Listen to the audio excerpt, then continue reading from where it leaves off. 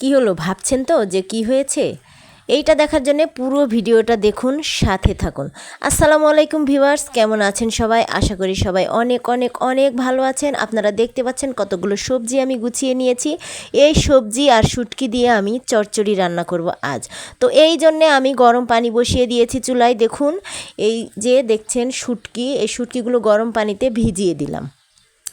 এইবার আমি কাটাকুটায় ব্যস্ত হয়ে যাচ্ছি। চচ্চড়ি রান্না মানে কাটাকুটার এক বিশাল ঝামেলা।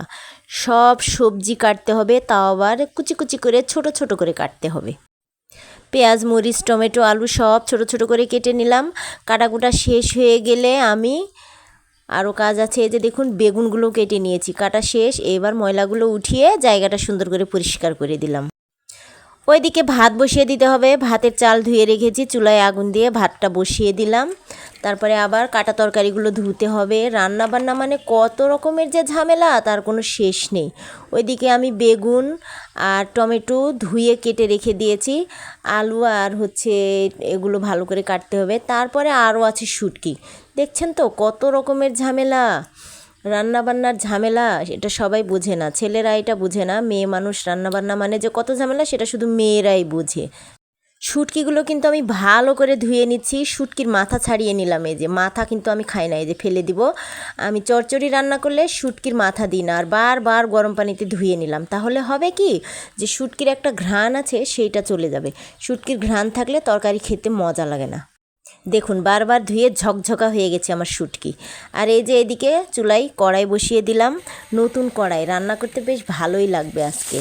এই যে গরম তেলে ছেড়ে দিলাম পেঁয়াজ কুচি। নাড়াচাড়া করে বাদামি রঙের হয়ে গেলে এর মধ্যে সব মশলা দিয়ে মশলাগুলো কষিয়ে নেব। এই যে আমি আদা বাটা, রসুন বাটা, জিরা বাটা একসাথে মিক্স করে রেখে দিয়েছিলাম, সেটাই দিয়ে দিলাম।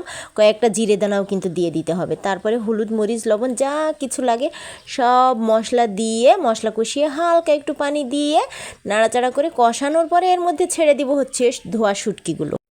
শুটকি দিয়ে অনেকক্ষণ ধরে নাড়াচাড়া করে কষাতে হবে।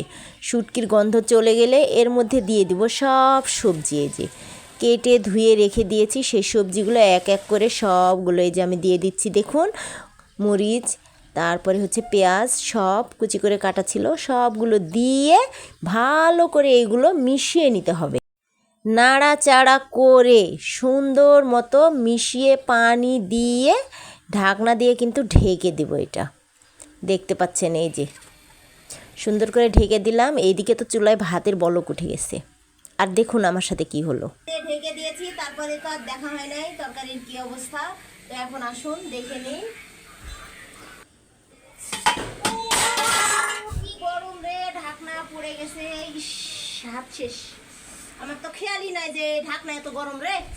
এই ঢাকনা গরমে হাত তো দেখতেই পাচ্ছেন কি হয়ে গেল আমার সাথে। হাতে তো ফুসকা পড়ে গেল। আর এইদিকে যে তরকারিটা দেখুন নাড়াচাড়া দিচ্ছি, এখনও অনেক ঝোল আছে। কেউ চাইলে এইভাবেও নামিয়ে নিতে পারেন। আমি এত ঝোলসহ খাবো না। চচ্চড়ি তো চচ্চড়ি, চচ্চড়ি মানে কোনো ঝোল থাকা যাবে না, তবে নরম হতে হবে। এই যে দেখছেন ফাইনালি আমার চচ্চড়ি রান্না শেষ হয়ে গেল। তো দেখুন কেমন হয়েছে, কালারটা দেখুন, এবং খেতে দেখেই বুঝতে পারছেন খেতে কেমন লাগবে। জানি না আপনারা কিভাবে রান্না করেন। তো শুটকি দিয়ে আমি এইভাবেই তরকারি রান্না করি, শুটকির চচ্চড়ি। কার কার কেমন লাগলো আর কেমন হয়েছে রান্নাটা অবশ্যই আপনারা কমেন্টে জানাবেন।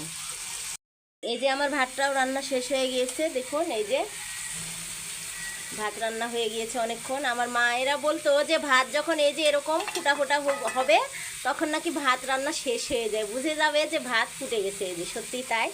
তো আমার ভাতটাও দেখুন ফোড়া ফোড়া হয়েছে। এই যে দেখুন এরকম ফোড়া ফোড়া হলেই নাকি ভাত রান্না হয়ে যায়, এটা আমার মায়েরা দাদিরা বলতো। তো সত্যি তাই।